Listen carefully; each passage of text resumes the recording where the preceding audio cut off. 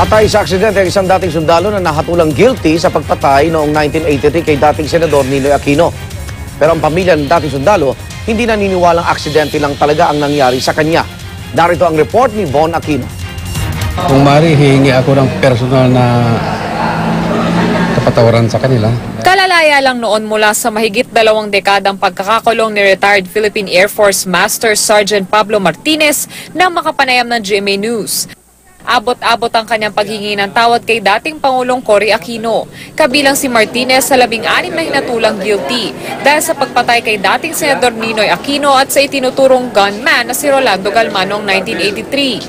Nitong Miyerkules namatay si Martinez habang ginagamot sa San Juan de Dios Hospital. Nasagasaan kasi si Martinez ng isang SUV na minamaneho ni Henry Roque habang nagbibisikleta sa Rojas Boulevard noong Lunes. Pero humihingi ng malalim na investigasyon ng kanyang pamilya dahil paniwala nila sinadya ang pagsagasa sa kanilang padre de pamilya.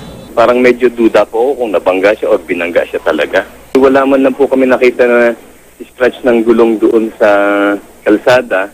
Nagulungan po niya yung father ko. Tinangka pa raw kasing tumakas ni Roque. Sa ulat ng Parañaque Police, sasampahan si Roque na reklamong reckless imprudence resulting in homicide and damage to property. Nakasaad din sa report na sinagot ni Roque ang lahat ng gastusin sa ospital ni Martinez. Lubos na nagluluksa ang pamilya Martinez lalo pat sa edad na 77 ay malakas pa raw ang kanyang pangangatawan.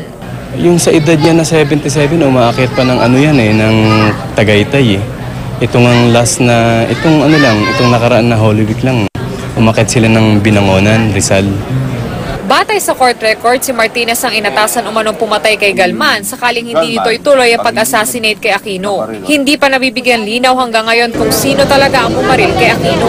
Sa lahat ng mga inakusahang sundalo, tanging si Martinez lamang ang umaming sangkot sa pagpaslang kay Aquino. Nakaburol ngayon ang labi ni Martinez sa Philippine Air Force Mortuary sa Villamor Air Base. Para sa unang balita, Von Aquino reporting.